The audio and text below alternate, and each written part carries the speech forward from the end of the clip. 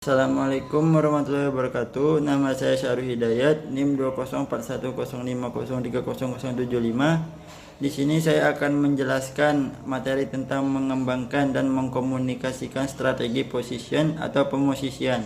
Menurut Ali Hasan, positioning adalah penempatan sebuah merek di bagian pasar di mana merek tersebut akan mendapatkan sambutan positif dibandingkan dengan produk-produk saingannya.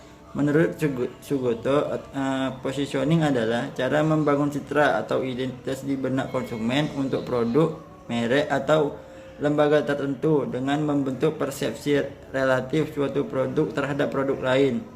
Secara sederhananya, pengertian dari positioning tersebut adalah tindakan merancang penawaran dan citra perusahaan agar mendapatkan tempat khusus dalam pikiran pasar sasaran. Selanjutnya, tujuan positioning menurut Fandi Jiptono. Yang pertama, untuk menempatkan atau memosisikan produk di pasar sehingga produk tersebut terpisah atau berbeda dengan merek-merek yang bersaing.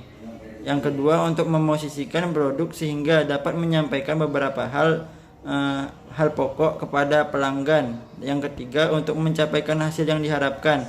Di sini yang dimaksud dengan hasil yang diharapkan itu yang pertama pemenuhan sejauh mungkin kebutuhan segmen-segmen pasar yang spesifik. Yang kedua, meminimumkan atau membatasi kemungkinan terjadinya perubahan yang mendadak dalam penjualan. Dan yang terakhir, menciptakan keyakinan pelanggan terhadap merek-merek yang ditawarkan. Selanjutnya, kerangka referensi kompetitif.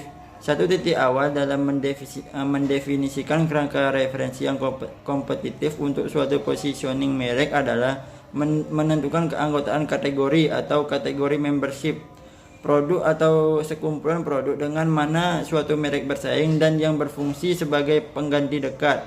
Analisis kompetitif akan meninjau keseluruhan faktor termasuk sumber daya, kapabilitas, dan kemungkinan maksud-maksud dari berbagai perusahaan lain dalam memilih pasar di mana konsumen dilayani dengan baik.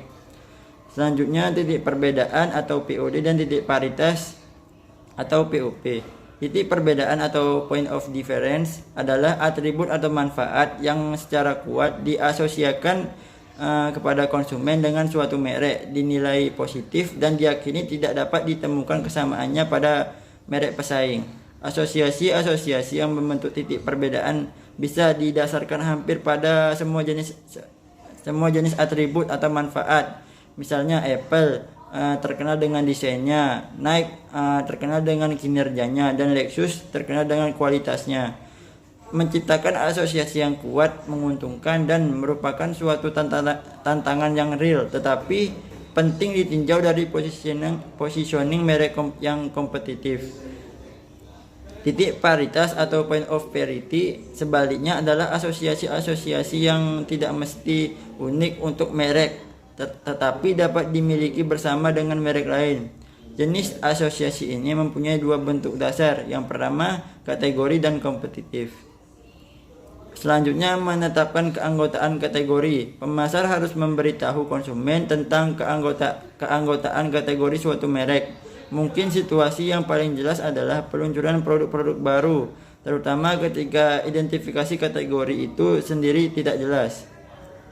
Ada juga di situasi di mana konsumen mengetahui keanggotaan kategori merek, tetapi mungkin tidak yakin merek itu merupakan anggota sah dari kategori tersebut. Misalnya, konsumen mungkin menyadari bahwa Hewlett Packard merupakan kamera digital, tetapi mereka mungkin tidak pasti apakah kamera Hewlett Packard ini berada dalam kelas yang sama dengan Sony.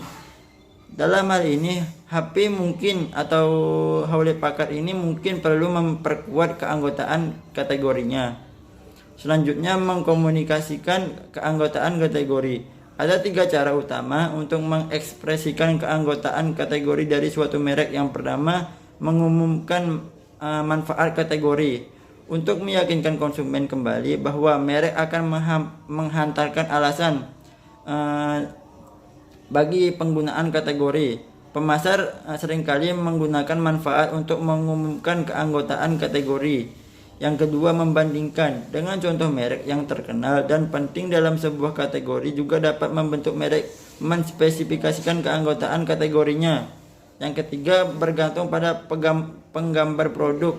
Penggambar produk yang mengikuti nama merek seringkali menjadi sarana singkat untuk mengekspresikan asal-usul kategori.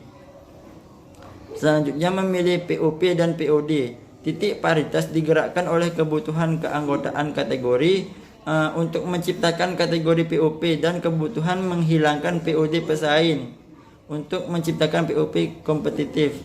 Selain perbedaan, dua pertimbangan penting lainnya dalam memilih titik perbedaan adalah bahwa konsumen menginginkan POD dan bahwa perusahaan mempunyai kapabilitas untuk menghantarkannya. Pemasar juga harus memutuskan pada tingkat apa pemasar akan menetapkan titik perbedaan merek.